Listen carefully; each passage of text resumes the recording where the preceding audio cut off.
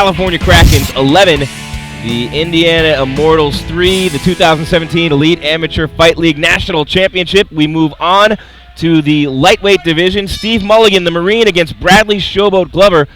Mulligan, Team California in the blue trunks, Glover in the white for Indiana. And if there's anybody on California's team who could switch sides and be on Indiana, Frankie, it's Mulligan. He's a grinder. He's great on top. They're working on polishing his striking, but he is a guy who likes to come in and brawl and damage his opponents, and so does Bradley Showboat Glover, true to the nature of his team. So this should be an all-out war in there, just a battle between Mulligan, a Marine, a military guy, a very tough fighter, and the same thing with Glover. Yeah, you know, Glover's one of those guys that just likes to stand up and bang, you know, likes to trade. You know, Mulligan, definitely more of an accomplished grappler. You know, both landing knees, both trading knees right here in the clinch. Very tough fight so far. Todd Brown telling us Indiana's Glover usually gets knocked down in every fight, but will always get back up and finish it. Very entertaining fighter. Won't take people down unless he has to. So quite a difference from the last two fights that we've seen with Farrar against John Kim and Ishmael against Josh Kim. Ooh. Mulligan trying to sling him down. Glover does a good job, but then can't avoid Mulligan taking top position, and that's not a good spot for Glover to be in. Sam Alvey, California's coach and UFC fighter, telling us before the fights that he's smothering and damaging from top position, and look at him, he has him smothered here. Very, very dangerous time in this fight right now for Bradley Glover. Yeah, he's real good with the transitions. You know, transition right to full mount. You know, has his back here. Let's see if he settles back and stretches him out. You know, secure the position. Secure the position is what my coach always preaches. Mulligan looking to do just that right now. He's got those legs locked in. We can't see the neck from where we are.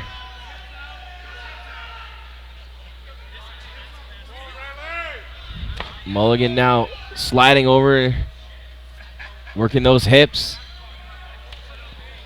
Yeah, he's looking to try to get this rear naked choke here. Not doing a good job of controlling his wrists. He really needs to control those wrists, get those hands down so he can attack that neck. Referee right on top of the action. Mulligan can't get that arm sunk in. There it is. He's got it now. Yeah. Completely locked in. The legs are locked. The wrist is locked. Squeezing underneath that chin. And it's not just the breath. It's the blood that goes to your head and makes you lightheaded. It's two things that happen when you get choked. As Glover able to survive that, there's blood coming out of his right eye now. Mulligan continuing to maul him from the back, just the way his coach Sam Alvey told us he likes to do. Yeah, Glover's real good about controlling the hands. You know, you can't get a choke without your hands. You know, so he's in there, he's fighting the hands, he's fighting for hand control. He's getting beat up here a little bit, but, you know, not too much damage. You know, good job with the defense, you know, from getting his back taken. He was in a really bad spot there. I thought he was going to be over. I thought the fight was going to be over there, but he did a real good job of just grabbing those hands, controlling it, getting away, getting free, surviving the round. The Marine Steve Mulligan, he's obviously very tough. He's a military dude and a very, very, very accomplished individual on that end. And then, of course, Bradley Glover, he says, hey, I'm out for blood. I'm mean. I want to hurt people. I'm coming at you with the action until you break. And Glover, again, with his coach Todd Brown telling us he's been dropped at least once in almost every one of his fights, as Mulligan hits him with a left and Glover counters with a right. Mulligan getting in tight on Glover again as they struggle for control, and Glover's going to end up with the advantage there. And so strong is Mulligan, but Glover's no stranger to taking some punishment and coming right back and using that gas tank and that toughness in that chin to stay in fights until he has an opportunity to win them. Yeah, he's in on a single right now, up against the fence. He's really trying to get him away from the fence to finish that single. Mulligan working hard up against that cage on Glover. They're nice right in front of us. Takes his back. Nice, and this is where Mulligan's comfortable.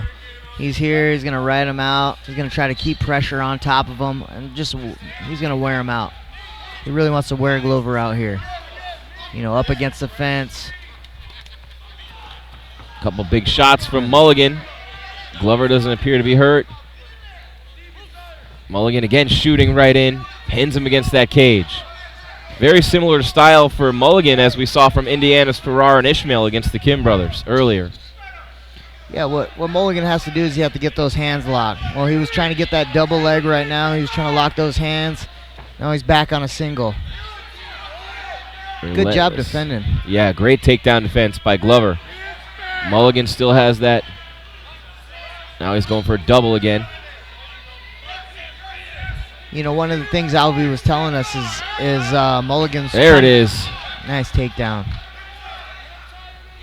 Oh, Mulligan's just trying to get more comfortable on his feet. You know, his biggest thing is he's always rushing to get takedowns. He's trying to get comfortable on his feet, but it's hard in a fight like this. They're going at it. Alvey said he's one of the toughest dudes you'll ever meet. Glover, same thing from Todd Brown. This is a pivotal fight, though, for Indiana. You don't want to lose this one. You're already down 11-3, and only 2 fights remaining after this, so a huge fight here for Glover.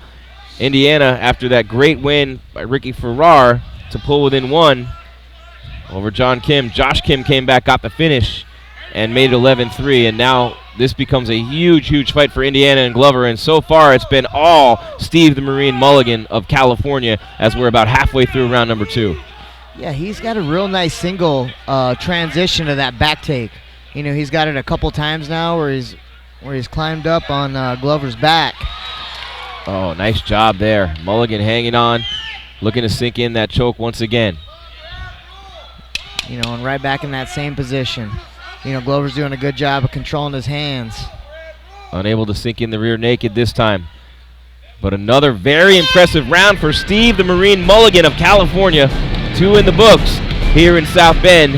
And Bradley Showboat Glover for Indiana's got some work to do in that 3rd round. Yeah, I mean, I got a 2 rounds to 0. Glover's going to have to come out and really get those hands going if he wants to get this win for Indiana. I could see Sam Alvey's lips saying, strike more strikes. You know, he's doing great in every other element, and for Glover, he needs to get that hand game going. And if you're looking at conditioning, both these guys in great shape. Mulligan did a lot of running and swimming, he said, to prepare for this fight. A little bit unorthodox, but those 2 things great for cardio. And meanwhile, a big kick to the midsection, and now one to the inner thigh. Glover coming out and throwing those legs, Frankie. Yeah, what I'm noticing about Mulligan is when he gets in those strikes, he drops his hands. You know, he's in on a single here. Let's see if he can change this into a double here. Sam Alvey yelling out double. You know, he's gonna ate a couple shots there. Yeah, he's gonna go right to that back take again. Let's see, he's real good with that single. He floats to that side, and he'll get your back. Tom Galicchio in that corner with Alvey, also a UFC fighter, telling him to hit the body. And Brown on the other side is telling Glover to disengage and back off that cage. And that's what they do here. They stand back up. Mulligan's got a little bit of blood coming out of the nose now. Round 3. Both guys tired. Big fight. National championship. So much on the line. Steve Mulligan and Bradley Glover. Oh, nice left from Glover. Mulligan misses with a left and lands a right. Glover's going to win these exchanges on the feet. Another big kick and a right hand to follow it. Bradley Glover, with more offense than we've seen from him throughout this entire fight, really has Mulligan hurt here, Frankie. Yeah, some nice exchanges. Nice exchanges there. I mean, these guys got to be careful. Both these guys got their hands down. We need to pick those hands up. We don't want to see someone making a mistake here. Mulligan looks wobbly and a little slower now. Oh, another big shot. Left and a right from Glover. Mulligan's got to get this takedown. On the feet, he's clearly losing exchanges to Glover. You know, and this is a perfect example. Just see who wants it more. You know, if Glover wants it, he needs to get his butt off the fence and he needs to get to work. And Mulligan's going to try for that takedown, finish the fight. Almost got the double. Good defense there from Glover, who's hit him with some pretty good shots in the face from this position here. And Mulligan now protecting that face and still goes for another double. Can't get it. Glover's got to get his back off the fence. He's got to move. He's got to transition. He's got to get this underhook on this side with his left arm, and he's got to turn Mulligan to the fence. You can see his face. He's exhausted as Mulligan now works the single. But this is where he opens himself up to these shots. And now they're back on the feet. Not a lot of time left in this fight. Mulligan getting tagged 2 or 3 times in a row now by Glover. who keeps coming forward at him. Glover clearly winning this round with big exchanges on the feet. Big knee to the midsection as well. And that's going to do it.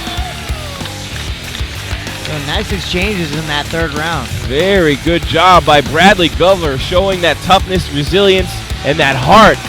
But will it be enough to get a decision victory?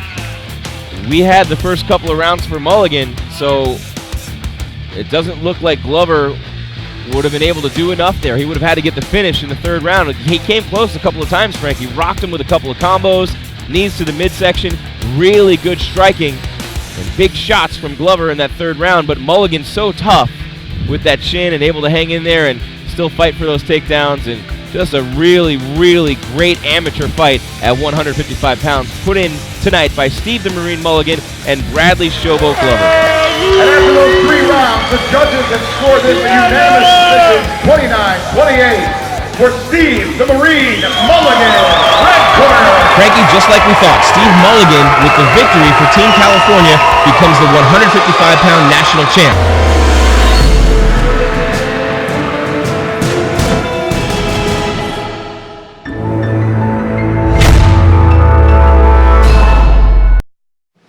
The Elite Amateur Fight League, America's only fan-owned sports league.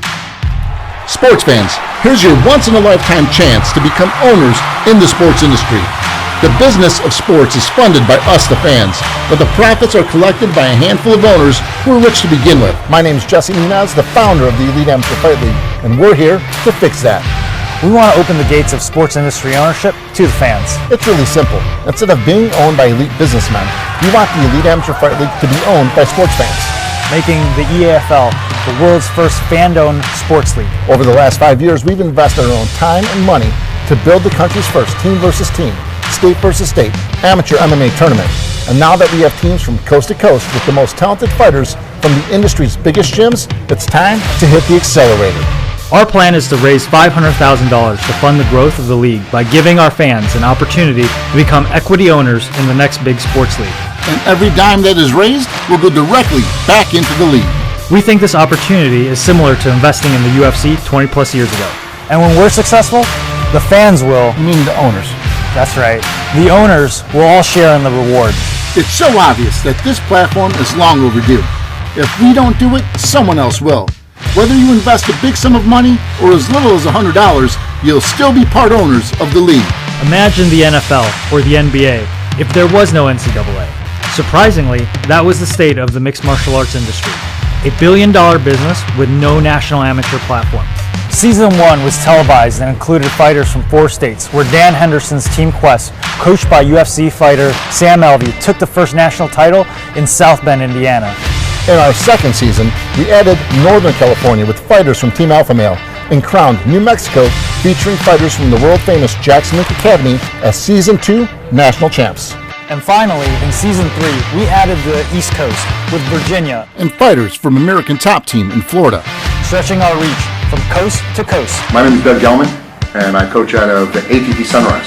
The Elite Amateur Fight League to give a great opportunity for people throughout the country, from the East, West, Midwest, the South, to see those fighters build a fan base.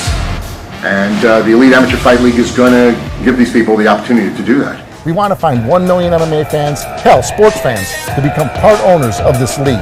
If we're able to achieve that with the support of MMA fans, who would also be owners, we would instantly become one of the most influential companies in the sports industry. With your support, we can build the future of MMA. Come get in the cage with us. Answer the bell. Be part of the future, the Elite Amateur Fight League. The future fights here.